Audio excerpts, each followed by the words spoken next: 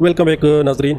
आज हम सी लैंग्वेज का 6th लेक्चर रिकॉर्ड करेंगे और 6th लेक्चर में आज हम अपना फर्स्ट सी प्रोग्राम लिखेंगे और उसको डिस्कस करेंगे कि किस तरह वर्क करते हैं और सी प्रोग्राम की जो स्ट्रक्चर होती है वो किस तरह होती है।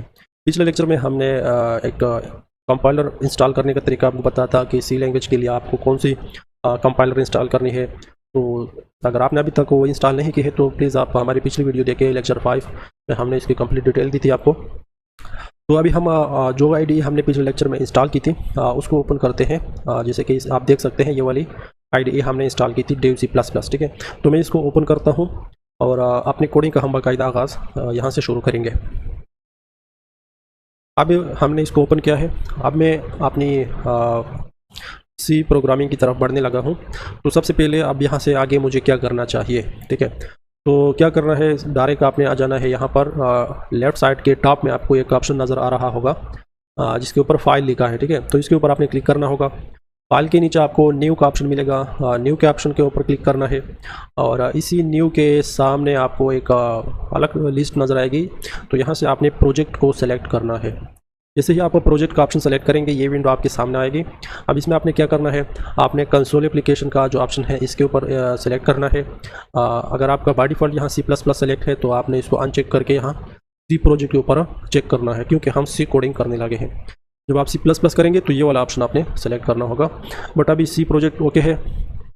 यहाँ प्रोजेक्ट 1 यानी अभी जो प्रोग्राम आप लिखने जा रहे हैं ये आपका फर्स्ट प्रोजेक्ट है, ठीक है। तो इसलिए इसका नाम भी प्रोजेक्ट 1 नज़र आ रहा होगा। ये बाय डिफ़ॉल्ट होता है। अगर आप इसको चेंज करना चाहते हैं तो आप इसको चेंज भी कर सकते हैं। जैसे कि मैं यहाँ पर लिख सकता हूँ कि माय फर्स्ट प्रोजेक्ट, ठीक है, माय फर्स्ट प्रोजेक्ट। अभी इसको आपने लिखा और इसके बाद आपने ओके कर दिया। अगेन यहाँ आपको एक ऑप्शन नज़र आएगा और यहाँ आपसे क्या डिमांड की जा रही है कि आपने इस प्रोजेक्ट के अंदर जो आपकी फ़ाइल होगी वो उसका नाम आपने क्या रखना है। तो माय फर्स्ट प्रोजेक्ट यही फ़ाइल मेरे ख्याल से ठीक होगा। यानी जो आप अपनी प्रोजेक्ट का नाम रखते हैं आपकी फ़ाइल का नाम भी यहाँ पर खुद ब खुद आ जाता है। तो मैं इसको नहीं छोड़ूंगा, बिल्कुल यही ठीक है। अलबत्ता अगर आप यहाँ पर किसी स्पेसिफिक फ़ोल्डर को सिलेक्ट करना चाहते हैं कि ये आपका जो प्रोजेक्ट है, आपकी जो फ़ाइल है, ये कौन सी फ़ाइल में होनी चाहिए, कौन से फ़ोल्डर में मुझे मिलना चाहिए। सो देख सकते हैं आप यहाँ डॉक्यूमेंट सेलेक्टेड है और डॉक्यूमेंट्स के अंदर मज़ीद इतने फ़ोल्डर्स हैं, तो आप इनमें से किसी फ़ोल्डर का आप इंतखाब कर सकते हैं।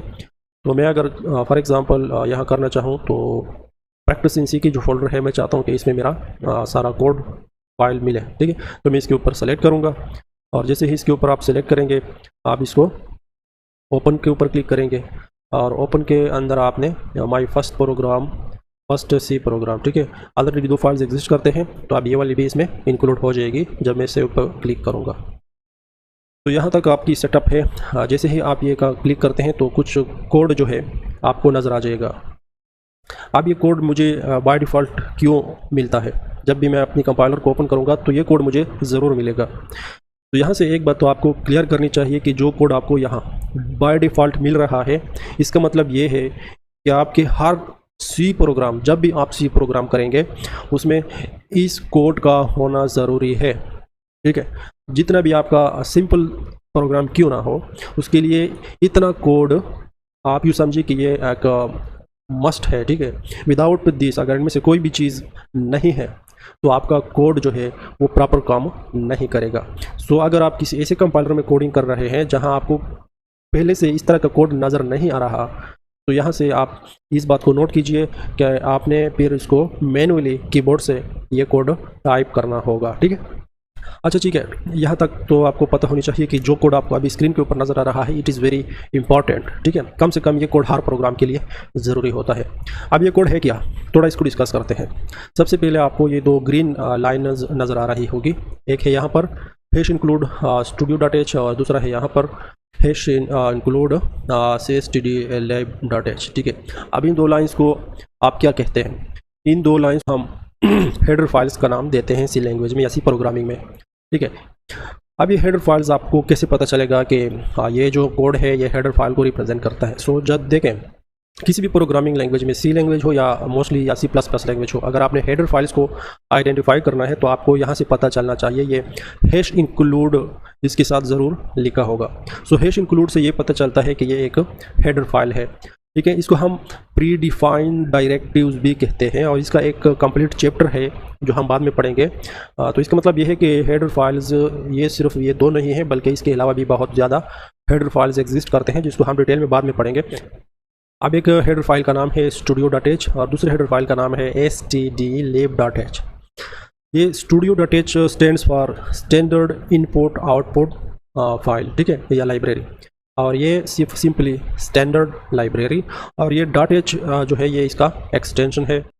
अब ये स्टैंडर्ड इनपुट आउटपुट लाइब्रेरी और ये दो, मैं आपको सिंपली बस इतना कहना चाहता हूँ कि आपके प्रोग्राम में ये दो चीज़ें क्यों हैं। देखिए, मैं एक एग्जांपल देता हूँ। फॉर एग्जांपल, अगर आपने किसी मैकेनिक की शॉप पे विज़िट किया होगा तो वहाँ डिफरेंट टाइप्स के टूल्स होते हैं, ठीक है, और फिर वहाँ हर एक सेट ऑफ टूल्स के लिए एक अलग बॉक्स होता है, ठीक है।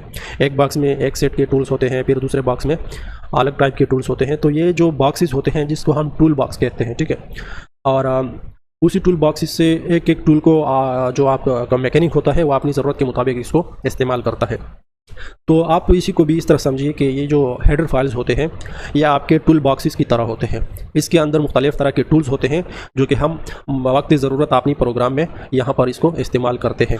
अच्छा, ये जो आपको नज़र आ रहा है इंट और फिर मैन, और ये दो, और ये क्या है, इससे पहले कि मैं इसको डिस्कस करूँ यहाँ पर मैं एक लाइन ऑफ कोड ज़रूर लिखना चाहूँगा ताकि इस प्रोग्राम को मैं ज़्यादा मीनिंगफुल बनाऊँ, ठीक है। फॉर एग्ज़ाम्पल, हम अभी क्या चाहते हैं, हम अभी चाहते हैं कि एक ऐसा प्रोग्राम हम लिखें जो कि हमारे लिए स्क्रीन के ऊपर वेलकम करें। तो इसके लिए मैं क्या करूँगा, मैं लिखूँगा कि प्रिंट एफ, फिर ये वाला ब्रैकेट और इसके बाद डबल कोट्स, और इसके अंदर मैं लिखूँगा कि वेलकम टू सी लैंग्वेज, ठीक है, वेलकम टू सी लैंग्वेज, और फिर यहाँ पर मैं लगाऊंगा सेमी कॉलन। अब देखिए, ये हमारा एक ऐसा प्रोग्राम है जो हमें वेलकम करेगा स्क्रीन के ऊपर। कैसे, देखते हैं, इसको डिस्कस में बाद में करेंगे। मैं आपको पहले दिखाना चाहता हूँ कि हमारा सी जो प्रोग्राम है ये किस तरह वर्क करेगा और आपको किस तरह आउटपुट इसमें मिलते हैं। तो ये आपने कोड लिखा, इसको रन करने के लिए मैंने आपको बता दिया कि आप F9 से भी इसको रन कर सकते हैं या मैनुअली इसी बटन से भी, कंपाइल की बटन जो है इसके ऊपर आप क्लिक करेंगे तो आपका कोड जो है वो कंपाइल हो जाएगा। कंपाइल मतलब ये होगा कि ये चेक करेगा कि आपकी कोड जो है वो सही है या इसमें कोई एरर है। जब आप इसको फर्स्ट टाइम कंपाइल करेंगे तो यहाँ आपसे फाइल का नेम अगेन आपने इंटर करना होगा। तो यहाँ आप कोई भी नाम दे सकते हैं, जैसे कि मैं यहाँ पर नाम दूंगा फर्स्ट सी, ठीक है। तो इसको मैंने फर्स्ट सी का नेम दिया, सेव के ऊपर क्लिक किया, और आप ये देख सकते हैं आप कि नीचे हमारा कोड जो है वो कंपाइल हो रहा है। जब कंपाइल हो जाएगा तो आपको अगर इसमें एरर हुआ तो यहाँ पर आपको शो करेगा, अगर इसमें एरर नहीं हुआ तो ऑलरेडी ये हमारी जो विंडो है वो खत्म हो जाएगी, ठीक है। तो अभी हमें कोई मैसेज जो नहीं हुआ कि आपके कोड में जो है वो कोई एरर एग्जिस्ट करता है, तो इसका मतलब ये है कि हमारा कोड जो है वो सक्सेसफुली कंपाइल हो चुका है, ठीक है, मतलब कोई गलती इसमें नहीं है। अब हम इसको रन करना चाहते हैं। अब रन करने में क्या होगा रन करने में आपने जो कोड लिखा है, कंपाइलर इसको ट्रांसलेट करता है इनटू द कंप्यूटर लैंग्वेज, और फिर उसके ऊपर कंप्यूटर प्रोसेस करेगा और जो भी उसका रिज़ल्ट होगा वो हमें स्क्रीन के ऊपर आ जाएगा। अब रन करने के लिए आपको मैंने F10 का फंक्शन बताया था, अगर आप उसको यूज़ नहीं करते तो ये वाली जो बटन है ये आपको आपका प्रोग्राम रन करवा देगा। सो मैं इसको रन कर देता हूँ और देखते हैं कि स्क्रीन के ऊपर क्या आ रहा है। तो आप देख सकते हैं कि यहाँ पर लिखा है, थोड़ा फुल विंडो में कर देते हैं ताकि अच्छी तरह आपको नज़र आए। यहाँ आपको लिखा हुआ नज़र आएगा कि वेलकम टू सी लैंग्वेज, ठीक है, यानी जो मैसेज हम प्रिंट करवाना चाहते थे वो हमने प्रिंट कर दिया। तो इस वीडियो को आप क्लोज कर दें और अब आते हैं थोड़ा इस चीज़ को डिटेल में डिस्कस करते हैं। देखिए, यहाँ पर तो ये दो चीज़ें तो हमने डिटेल में डिस्कस की। अब आते हैं इसी चीज़ के ऊपर। यहाँ आपको मिलेगा इंट मैन और फिर ये ब्रेसेस, ठीक है। अब ये क्या है, जब भी आपको सी प्रोग्राम के अंदर ये दो ब्रेसेस नज़र आ जाए तो आप यूँ समझिए कि यहाँ एक फंक्शन की रिप्रेजेंटेशन की गई है, यानी यहाँ पर ये एक फंक्शन को रिप्रेजेंट करते हैं। और इस फंक्शन की नेम अगर आपने ढूंढनी है तो आप देखें कि इसी ब्रेसेस के साथ क्या लिखा है, तो आपको नज़र आएगा कि यहाँ पर लिखा है मेन। तो इसका मतलब ये है कि ये एक फंक्शन है जिसका नाम मेन है, ठीक है। और अभी एक आप सोच रहे होंगे कि फंक्शंस क्या होते हैं। तो फंक्शंस की एक कंप्लीट चैप्टर हम पढ़ेंगे जब हम बेसिक प्रोग्रामिंग को प्रैक्टिस करेंगे। और अब तक के लिए मैं आपको सिर्फ इतना बयान करना चाहूँगा कि फंक्शन क्या होता है। फंक्शन एक पीस ऑफ कोड होता है जिसका एक ख़ास मकसद होता है और एक स्पेसिफिक टास्क परफॉर्म करता है। अच्छा, तो यहाँ पर ये एक मेन फंक्शन है, यूँ समझिए। और ये इंट यहाँ पर क्यों लिखा है? इंट यहाँ पर इसलिए लिखा है कि ये फंक्शन जो है ये जब कम्प्लीटली इसका कोड रन हो जाएगा, ठीक है, तो आखिर में ये एक इंटीजर वैल्यू रिटर्न करेगा, ठीक है। अब कौन सी इंटीजर वैल्यू रिटर्न करेगा मैं अभी आपको बताने लगा हूँ। तो ये जो इंट है, बिफोर किसी भी फंक्शन के पहले अगर आपको यहाँ पर यहाँ इंट नज़र आ जाए, या यहाँ आपको फ्लोट नज़र आ जाए, या यहाँ आपको केयर नज़र आ जाए, तो इसका मतलब ये है कि ये एक फंक्शन है। ये जब कंपाइल हो जाएगा तो ये एक इंटीजर वैल्यू रिटर्न करेगा। और रिटर्न करेगा क्या मतलब है ये भी मैं आपको अभी बताऊँगा।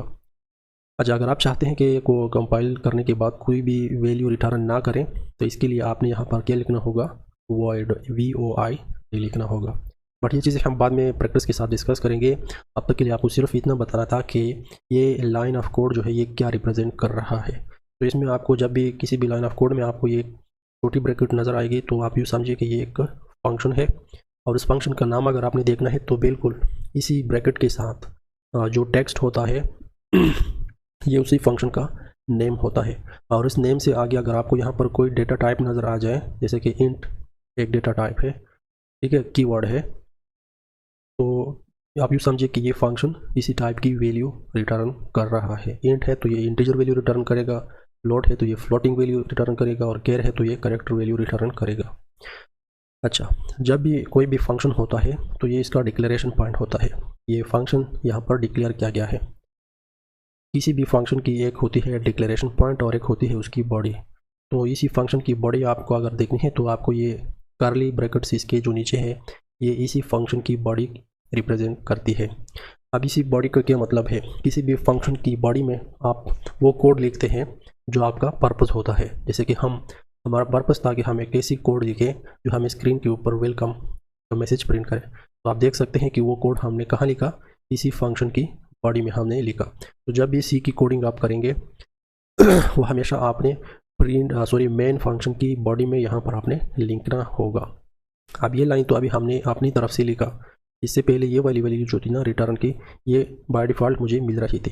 तो जैसे मैंने आपको यहाँ बताया कि मेन से आगे यहाँ पर इंट लिखा है, तो इसका मतलब ये है कि ये एक इंटीजर वैल्यू रिटर्न करें। आप चाहते हैं कि जब ये कंपाइल हो जाएगा इस फंक्शन का कोड तो at the end of compilation मुझे एक इंटीजर वैल्यू रिटर्न करें। अब वो इंटीजर वैल्यू हमने यहाँ पर लिखा है 0, ठीक है।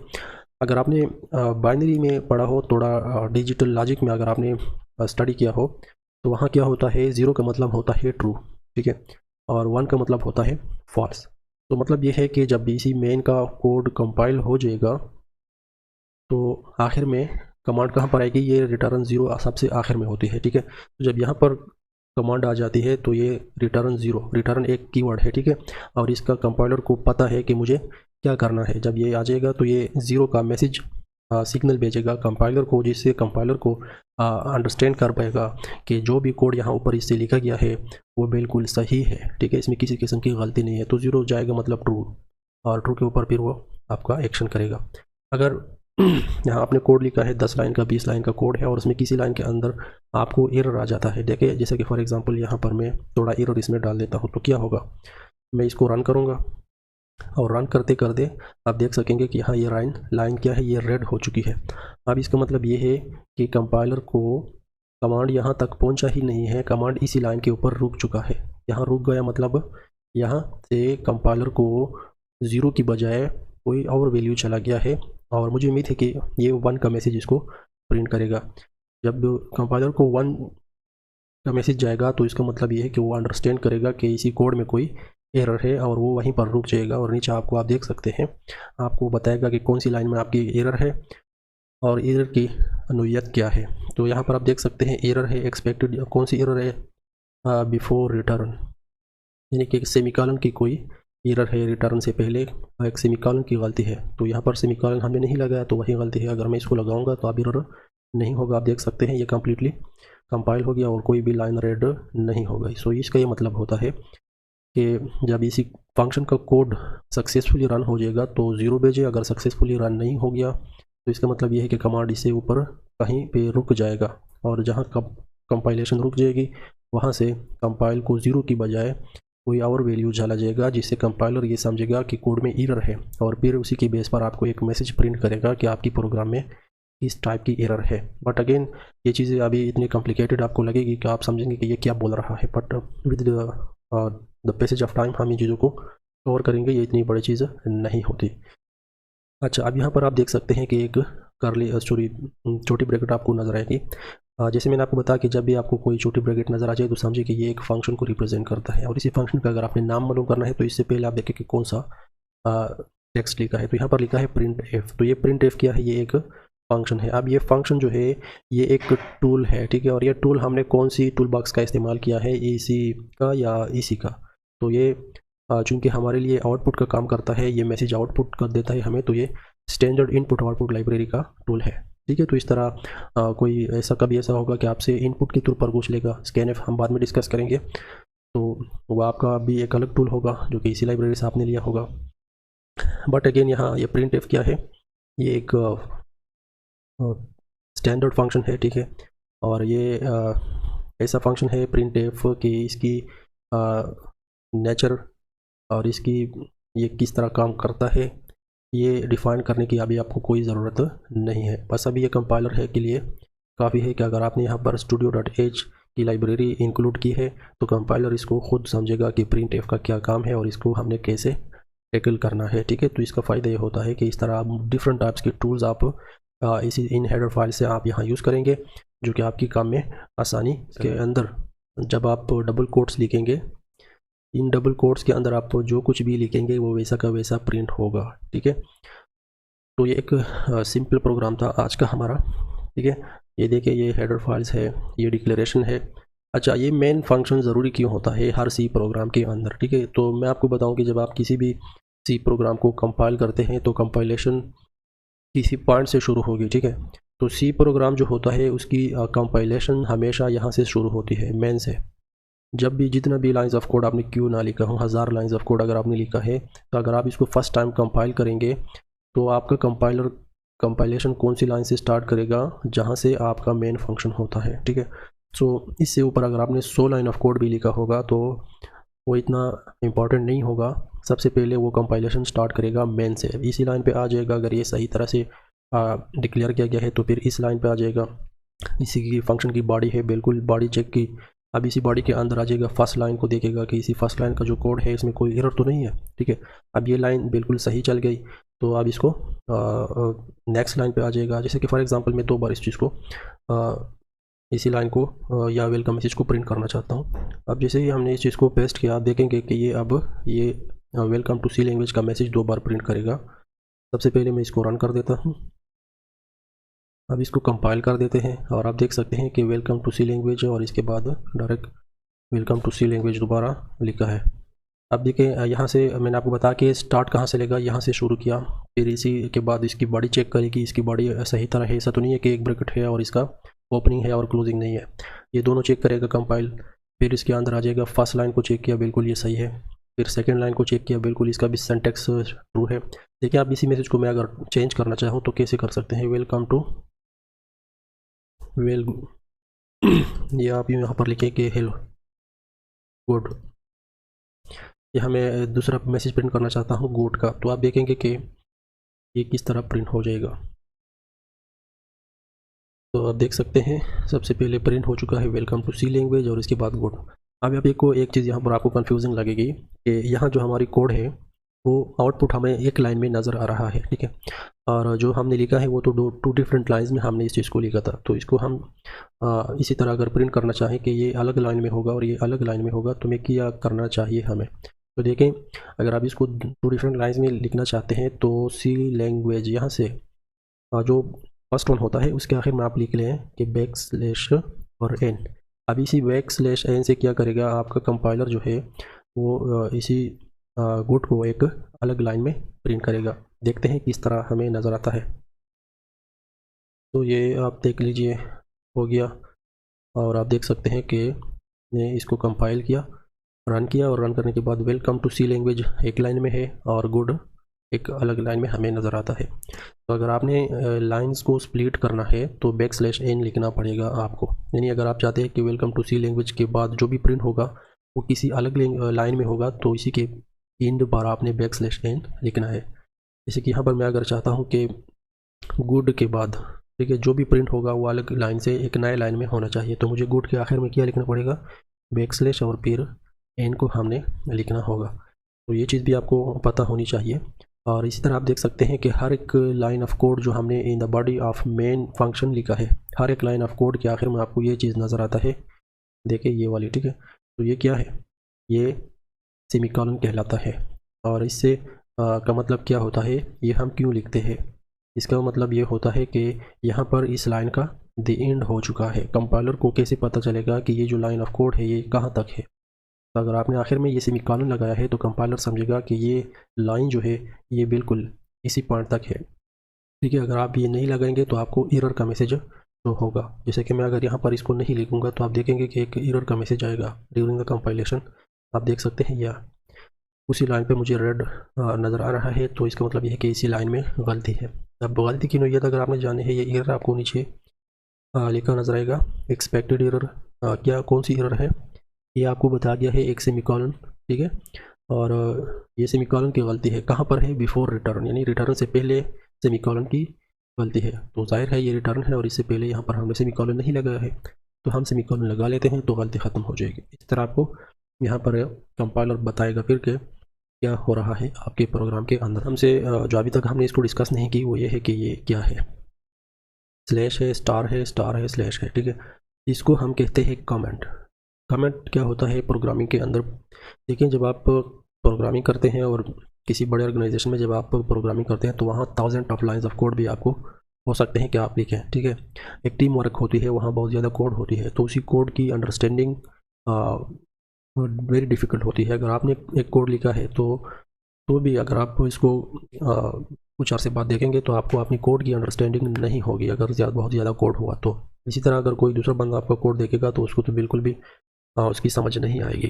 तो कमेंट्स क्या होते हैं, कमेंट्स मतलब हिंट्स होते हैं आपकी कोड से मुतालिक, ठीक है, जिससे आपका व्यूअर जो होता है वो अंदाज़ा लगा लेता है कि भाई ये कोड किस चीज़ से मुतालिक है, ठीक है। कमेंट्स के अंदर जो कुछ हम लिखते हैं वो कंपाइलर से इसका कोई ताल्लुक नहीं होता, मतलब कंपाइलर इस चीज़ को इग्नोर करता है। जब आप इसी सिंटैक्स के अंदर star slash star star slash और फिर इन दो स्टार्स के अंदर जो कुछ भी आप लिखेंगे तो कंपाइलर इस चीज़ को नहीं देखेगा, ठीक है। इसको नहीं चेक करेगा कि इसमें क्या लिखा है, बस उसको ये स्टार स्लैश से पता चलेगा कि यहाँ पर आपने अटेंशन नहीं देनी है, ठीक है। यहाँ आपने नहीं देखना है कि इसमें क्या है और क्या नहीं है, इसका आपसे कोई ताल्लुक नहीं है। कमेंट्स हमेशा आपके ऊपर डिपेंड करते हैं कि आप कितने कमेंट्स लिखते हैं अपनी कोड में, और ये स्पेसिफिकली इस मकसद के लिए होते हैं कि आप अपनी कोड की पर्पस बता रहे होते हैं दूसरे लोगों के लिए, ठीक है। जैसे कि ये लाइन ऑफ कोड है, अगर मैं चाहूँ कि कोई किसी को अगर पता नहीं चल रहा कि प्रिंट एफ क्या है तो मैं यहाँ पर एक कमेंट लिख सकता हूँ, देखिए स्लैश स्लैश करके मैं यहाँ पर अभी जो भी लिखना चाहूँ मैं लिख सकता हूँ। मैं यहाँ पर लिख सकता हूँ कि this is standard input function, sorry output function है ये, ठीक है। तो स्टैंडर्ड आउटपुट फंक्शन, यहाँ पर मैं इसको मज़ीद लिखना चाहूँगा तो मैं डबल कोट्स में इस चीज़ को स्पेसिफाई भी कर सकता हूँ कि प्रिंट एफ क्या है। तो प्रिंट एफ देख सकते हैं this is a standard output function. तो कंपाइलर जैसे ही इस लाइन को रीड करेगा और रीड करते करते यहाँ तक आ गया, अब जैसे ही उसको डबल स्लैश नज़र आ जाएंगे तो ये मज़ीद आगे इस चीज़ को रीड नहीं कर रहा, कंपाइलर फिर इसी लाइन के ऊपर आ जाएगा। तो ये जो कमेंट्स होते हैं ये ऐसी टेक्स्ट होती है हमारी कोड में जो हमारी कोड को एक्सप्लेन कर रहा होता है, ठीक है। हमारा जो व्यूअर होता है जो हमारी कोड को देखता है, हमारा जो सबऑर्डिनेट होता है, वो अगर हमारी कोड को रीड करना चाहे तो उसको अंडरस्टैंड करने में फैसिलिटेट का रोल अदा करता है आपका कमेंट, ठीक है। सो प्रॉपर कमेंट्स आपको अपनी कोड में अगर करनी है तो आप कर सकते हैं। अच्छा, अब आप सोच रहे होंगे कि यहाँ पर कमेंट का एक अलग स्ट्रक्चर है और यहाँ आप कमेंट के लिए डबल स्लैश लिखते हैं, ये क्या वजह है? इसमें कोई फ़र्क नहीं होता। आप जब इस तरह की कमेंट लिखेंगे स्लैश स्टार स्टार स्लैश, तो इसके बीच में आपको जो भी लिखना होगा वो कंपाइलर इस चीज़ को नहीं रीड करेगा। जैसे कि मैं यहाँ पर अगर लिखूँ कि this is our welcoming program, ये हमारा एक वेलकमिंग प्रोग्राम है, यानी कि ये हमें वेलकम करता है ये प्रोग्राम। तो ये आप यहाँ पर इस तरह लिख सकते हैं या कुछ भी आप लिख सकते हैं कमेंट में, but this must be meaningful in case of you, ठीक है। अब ये और इसमें फ़र्क क्या हुआ, ये जब आप डबल स्लैश के बाद कुछ लिखेंगे तो ये डबल स्लैश रिप्रेजेंट करता है सिंगल लाइन कमेंट, ठीक है। मैं यहाँ पर इसको इस तरह भी लिख सकता हूँ। डबल स्लैश किस चीज़ को रिप्रेजेंट करता है? This is a single line comment. और ये इस स्ट्रक्चर में जब आप लिखेंगे तो ये आप इसको कहते हैं multi line comment. Single line comment और मल्टी लाइन कमेंट में क्या फ़र्क होता है? देखिए यहाँ पर मैं इसी कमेंट के अंदर अगर कुछ लिखूँगा तो मैं इस तरह लिखूँगा और जैसे ही मेरी टेक्स्ट यहाँ नीचे दूसरे लाइन में आ जाएगी तो वो कमेंट नहीं होगा। सिंगल लाइन कमेंट का मतलब ये होता है कि आप इसी लाइन में लिखें जो भी लिखना है, ठीक है। इसी एक लाइन से आगे आप नहीं बढ़ सकते। लेकिन अगर आपने यहाँ मल्टी लाइन कमेंट की स्ट्रक्चर डाली है तो इसमें आप जितना भी लिखना चाहें, आप एक पैराग्राफ भी लिख सकते हैं, 100 लाइन में हो, 1000 लाइन पे मुश्तमिल क्यों ना हो, वो आपका कमेंट कंसीडर करेगा। लेकिन इन डबल स्लैश कमेंट यानी सिंगल लाइन कमेंट में आप क्या कर सकते हैं, उसी लाइन से ज़्यादा आगे आप नहीं जा सकते हैं।